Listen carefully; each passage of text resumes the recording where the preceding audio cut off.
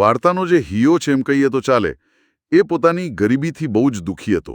હા, એને એમ જ લાગતું હતું કે બધી તકલીફનું મૂળ છે ને એ પૈસાની કમી જ છે. બરાબર. પછી એણે એક સફળ, પૈસાદાર ઉદ્યોગપતિને જોયો અને બસ નક્કી કરી લીધું કે મારે પણ આમ જ બનવું છે. આ જ રસ્તો છે સુખનો. એટલે ધ્યેય નક્કી થઈ ગયું, ધનવાન બનવું. હા, અને એણે મહેનત પણ કરી હો. એવું નથી કે બેસી રહ્યો. થોડા પૈસા ભેગા પણ કર્યા, થોડી સફળતા મળી પણ. પણ પેલી શાંતિ ના મળી. એ જ. મન તો અશાંત જ રહ્યું. એટલે પછી એણે રસ્તો બદલ્યો. પૈસાવાળો બનવાનો આઈડિયા પડતો મૂક્યો. અને કઈ તરફ ગયો? એ મળ્યો એક વિદ્વાનને. એને જોઈને થયું, ઓહો, આ માણસ કેટલો શાંત અને જ્ઞાની લાગે છે. લાગે છે સાચું સુખ તો જ્ઞાનમાં જ છે. એટલે બીજો રસ્તો, જ્ઞાનનો માર્ગ. હા, પુસ્તકો, શાસ્ત્રો બધું વાંચવાનું શરૂ કર્યું. થોડો સમય એમાં ડૂબેલો પણ રહ્યો. પણ અહીંયા પણ પેલી જૂની પેટર્ન દેખાય છે. સુખ હજુ બહાર જ શોધાઈ રહ્યું છે.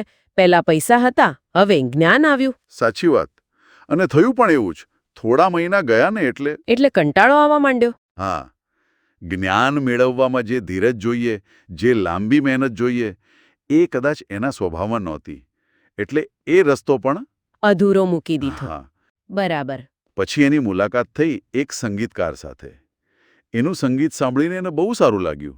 આમ ક્ષણભર માટે શાંતિ મળી. અચ્છા, એટલે હવે ત્રીજો રસ્તો દેખાયો. હા, એને થયું બસ આ જ છે. મારે સંગીતકાર બનવું છે. આમાં જ સાચો આનંદ છે. જો ને, આ ત્રીજી વાર રસ્તો બદલાયો. દર વખતે થોડીવાર સારું લાગે છે, પણ પેલી સ્થિરતા, પેલો સંતોષ એ નથી મળતો. થાકી ગયો આ બધું બદલતા બદલતા. એટલે છેલ્લે કોની પાસે ગયો? એ ગયો એક સંત પાસે. અને ત્યાં જઈને એણે પોતાની આખી વ્યથા કહી કે મેં આમ કર્યું, તેમ કર્યું, પૈસા પાછળ ગયો, જ્ઞાન પાછળ ગયો, સંગીત પાછળ ગયો, પણ ક્યાંય મેળ પડ્યો નહીં, શાંતિ મળી નહીં. અને સંતે શું કર્યું? સંતે બહુ સરળ પણ ઊંડી વાત કહી. એમણે કહ્યું કે ભાઈ તારી સમસ્યા તે પસંદ કરેલા રસ્તાઓમાં નથી. અચ્છા, તો પછી શેમાં હતી?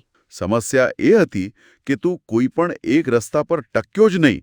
તે સતત રસ્તા બદલ્યા અને કોઈ પણ માર્ગ પર તે પૂરતું સમર્પણ, પૂરી નિષ્ઠા બતાવી જ નહીં.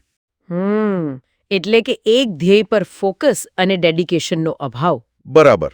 સંતે સમજાવ્યું કે દુનિયામાં ધ્યાન ભટકાવનારા આકર્ષણો તો ઘણા છે, પણ જો તું એક ધ્યેય પકડીને પૂરી શ્રદ્ધાથી સતત મહેનત નહીં કરે તો સફળતા કે શાંતિ ક્યાંથી મળે?